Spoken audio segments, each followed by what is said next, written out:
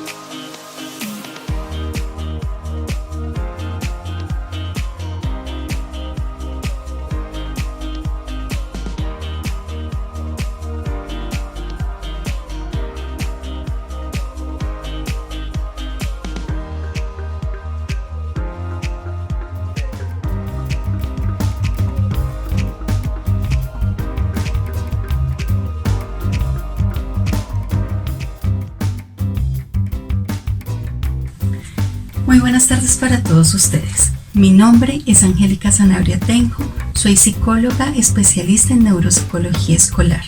Actualmente soy la psicóloga de grado octavo a grado 11 y acompaño a los grados octavos como madrina. El día de hoy voy a hablar acerca de un tema importante de la convivencia familiar, pero antes de iniciar, quiero que recordemos un poco cómo era nuestra dinámica antes de la cuarentena. ¿Qué hacíamos en nuestros trabajos, con nuestros amigos, con la familia un fin de semana? Y en el caso de nuestros hijos, ¿cómo era esa dinámica en el colegio? Actualmente estamos viviendo una situación totalmente diferente, donde las 24 horas del día estamos con nuestra familia y donde cada uno tiene unas responsabilidades, pero estamos en un mismo ambiente. Si bien esto no deberíamos verlo como un problema, pero actualmente en muchos hogares se están presentando diferentes problemas. ¿Por qué? Por una mala convivencia. Por esta razón, el Colegio Bosques de Sherwood busca estos espacios para poderle brindar a usted como padre de familia diferentes estrategias y herramientas para empezar a trabajar en casa. ¿Qué podríamos empezar a solucionar? Los conflictos. ¿Y cómo solucionamos esto? Con diferentes habilidades sociales que tenemos que empezar a fortalecer. Bienvenidos a este espacio educativo y espero sea de su interés. El tema del día de hoy es cómo solucionar un conflicto y el papel de las habilidades sociales en el contexto familiar. Para esto, tuve en cuenta algunos aspectos importantes para trabajar este tema. Inicialmente vamos a ver la definición de qué es un conflicto, entendiéndolo desde su propia naturaleza. En segunda medida vamos a hablar de las formas de solucionar un conflicto, que en este caso voy a nombrar 3: evitar, enfrentar y dialogar. En un tercer momento les voy a mostrar las vías para resolver un conflicto. Posteriormente vamos a hablar acerca de resolver un conflicto de manera asertiva y cuáles son esas habilidades sociales que necesitamos para empezar a trabajar en ello. Y por último, vamos a trabajar algunas habilidades complementarias para fortalecer las habilidades sociales en casa. Pero antes de iniciar con el tema, quiero realizarles un ejercicio para buscar una posible solución. El ejercicio es el siguiente. Unos jóvenes se acercan a un señor a comentarle que tienen un problema, y es que uno de sus amigos les ha regalado una naranja. Esa naranja es grande y jugosa, pero solo hay una, y los dos quieren la naranja. ¿Cuál sería la posible solución? En un momento les daré la posible respuesta. Para iniciar con nuestro tema es importante mirar la definición de conflicto. Según Ramón Alzate, nos habla que es un desacuerdo entre dos o más personas. Como seres sociales que somos, estamos continuamente relacionándonos con otras personas y a partir de esa interacción aparecen frecuentemente conflictos de mayor o menor gravedad. Hoy en día, sin embargo, consideramos que el conflicto es un rasgo inevitable de las relaciones sociales. El problema nace en que todo conflicto puede adoptar un curso constructivo o destructivo, dependiendo cómo lo viva la persona. Si empezamos a ver acerca del conflicto, es cuando existe una necesidad y esta necesidad no se está cumpliendo. Es ahí cuando existe una frustración, el enfado y la raíz del conflicto, la cual genera unas acciones que en muchas ocasiones no son las más adecuadas. Y si empezamos a analizar dónde se presenta el conflicto, se van a dar cuenta que en todos los contextos donde está el ser humano se va a presentar conflicto. Empecemos desde la parte más grande, que es la política. Vemos que hay dificultades económicas, problemas de desempleo, el manejo de recursos, partidos políticos. En la parte social, la convivencia, el problema con el vecino, la interacción social, la toma de decisiones, el punto de vista diferente de unos a otros. En la parte educativa y laboral, que involucra tanto al estudiante como, en este caso, al adulto. Vemos la falta de trabajo en equipo, las opiniones divididas, el chisme, la falta de esfuerzo, la falta de compromiso entre pares. Y actualmente, que es donde tal vez más conflicto estamos presentando, que es a nivel familiar. ¿Cuáles son esas problemáticas? Y tal vez las refiero acá porque son las que más nos comentan los papitos. En este caso son no obedecer las normas, el uso de aparatos electrónicos, en este caso problemas entre pareja, el simple hecho de querer ver un canal diferente o tal vez no estar de acuerdo en algunas cosas, ahí se presenta el conflicto.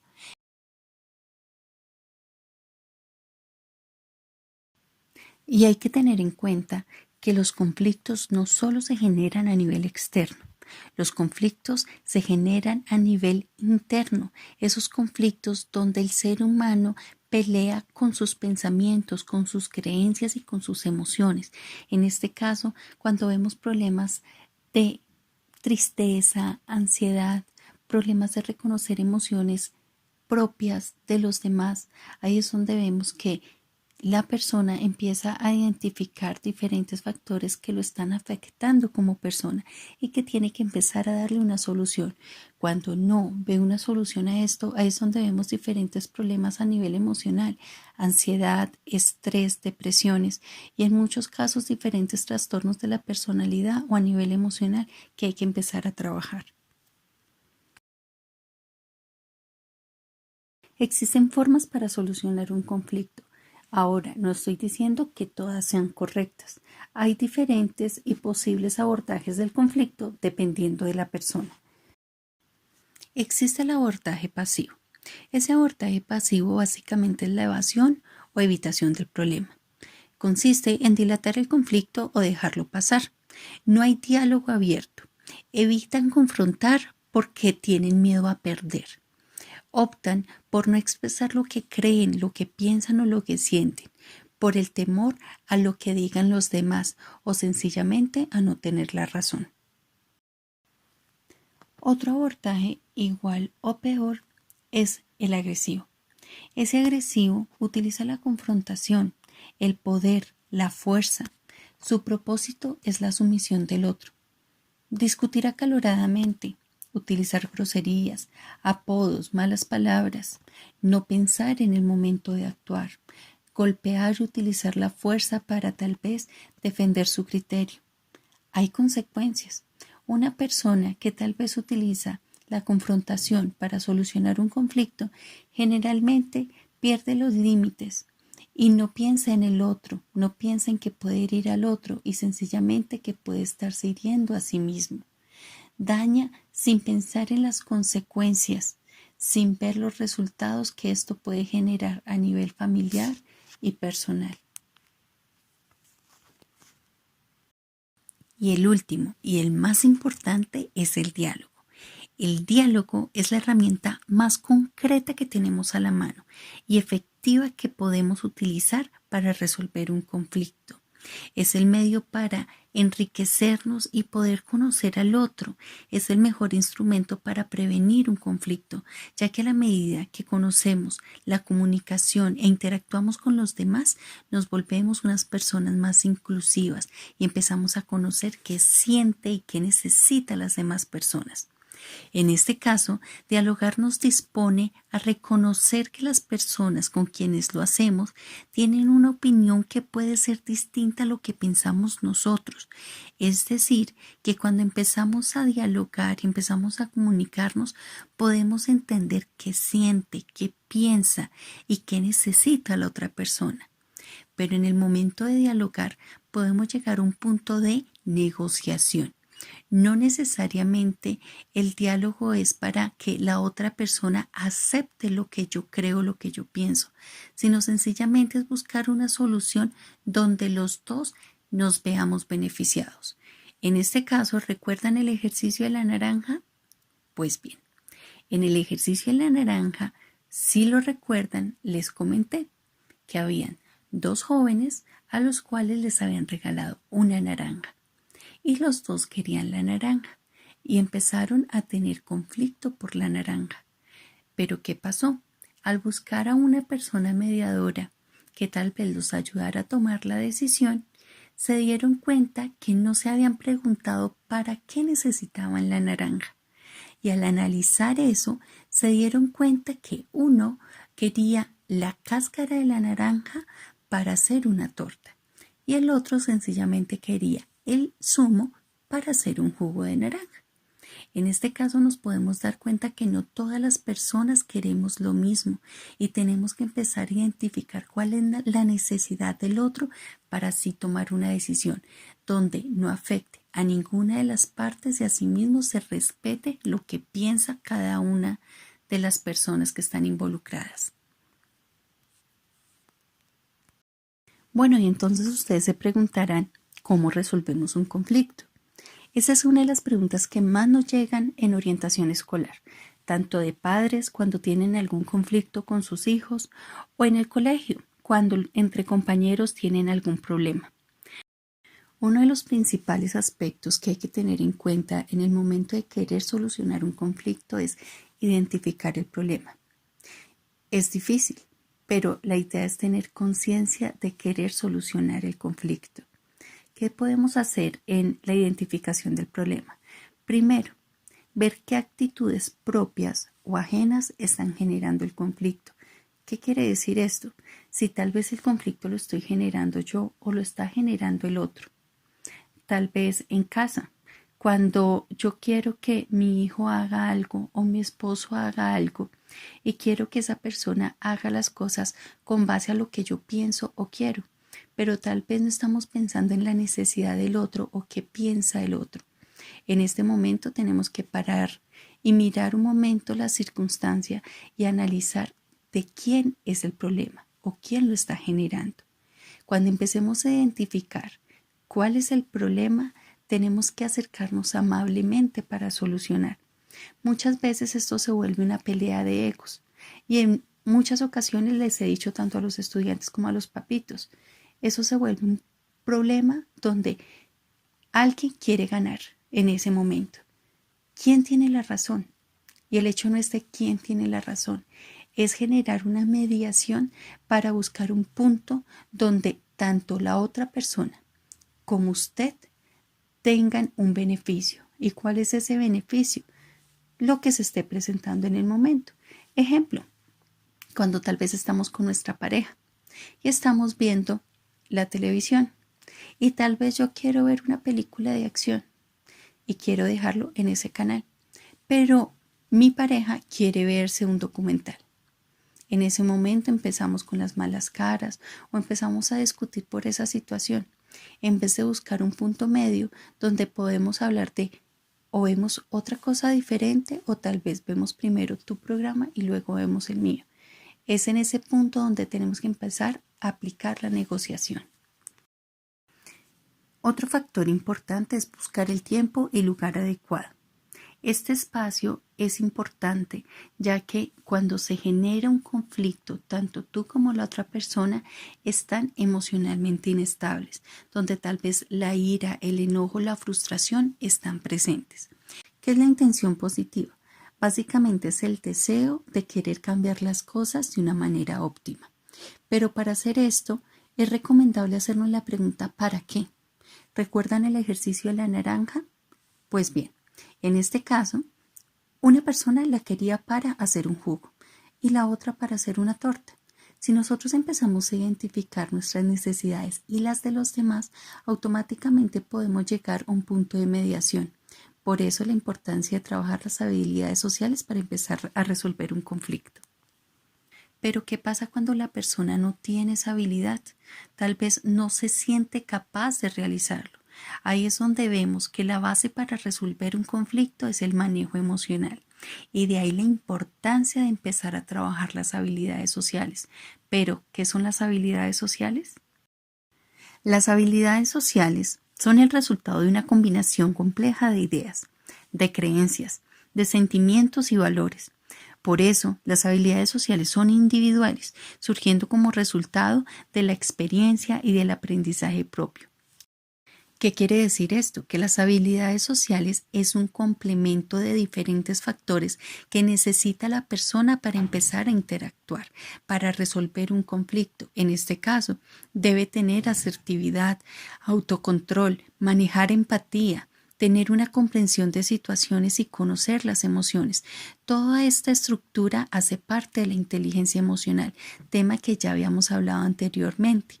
Pero en este caso, para empezar a madurar y a fortalecer esa inteligencia emocional, tenemos que empezar primero a interactuar de manera positiva. Viendo lo anterior, podríamos decir que las personas con unas buenas habilidades sociales expresan el amor, el cariño, el afecto hacia las demás personas, utilizando palabras de cortesía. También expresan la molestia de manera respetuosa, dando su punto de vista frente a las situaciones, pero de una manera cordial y escuchando también a los otros. Da críticas constructivas siendo empáticos. Pero las personas con pocas habilidades sociales, en este caso, se les dificulta expresar sus emociones e identificarlas en los otros. Se sienten atacados constantemente. Les gusta mostrarse como unas víctimas. No tienen la capacidad de solucionar conflictos. Pero en este caso, pasa en los adultos. Y ahora, ¿cómo son las habilidades sociales en los adolescentes? Las habilidades sociales se cargan de una mayor importancia durante la etapa adolescente, pues es durante esa etapa que el adolescente forjará su personalidad y en este caso empezará a fortalecer esa inteligencia emocional. Pero, ¿cuáles pueden ser los posibles problemas de un desarrollo escaso o defectuoso de las habilidades sociales en un adolescente? Principalmente, la dificultad de expresar los propios sentimientos y reconocer los ajenos. Baja autoestima, problemas escolares como bullying o tal vez no saber defender su criterio, cambios de ánimo bruscos, producto del malestar interno por la falta de reconocimiento de las emociones, entre otros factores que se pueden estar presentando. ¿Qué quiere decir todo esto? Que la construcción de las habilidades sociales es como un engranaje, donde el modelo de conducta familiar es fundamental, donde le proyectemos seguridad a nuestros hijos, donde expresemos sin temor lo que nos digan nuestras emociones, dialogar constantemente con ellos y saber qué es lo que piensan, utilizar críticas constructivas, donde hagamos que fortalezcan esa autoestima y esa autoconfianza. Identificar las emociones buenas o negativas y asimismo fortalecer la solidaridad para hacerlos más empáticos y más humanos de lo que sienten y de lo que piensan. Por último, y con el fin de aplicar toda esta información, vamos a ver un video y les voy a dar unas actividades para poder empezar a trabajar las habilidades sociales en casa.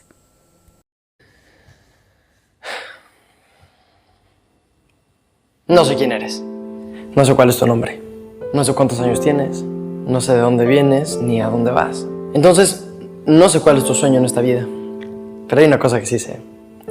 Es posible. Es posible en la manera que tú creas que es posible. Nunca es tarde para empezar.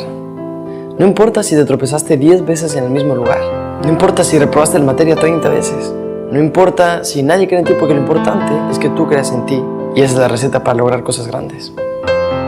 Me da risa porque si yo te contara a ti cuántas personas me han hecho creer que no puedo, tal vez ni siquiera me creerías.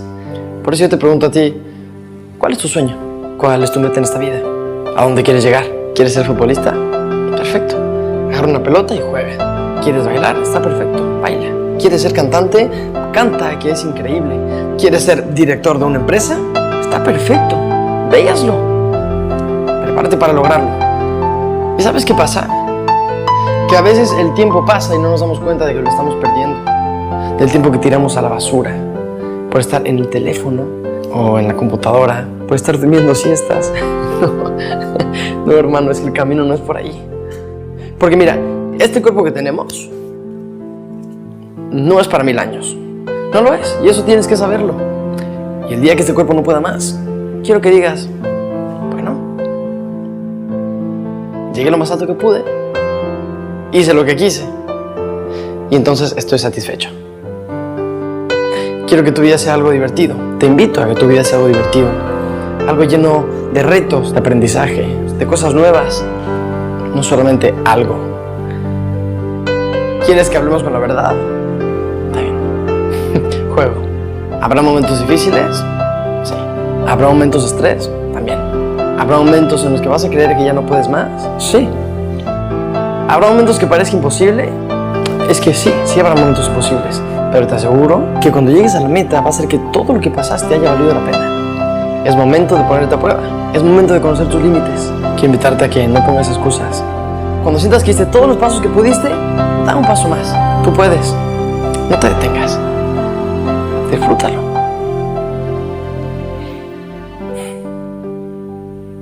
Te deseo buen viaje.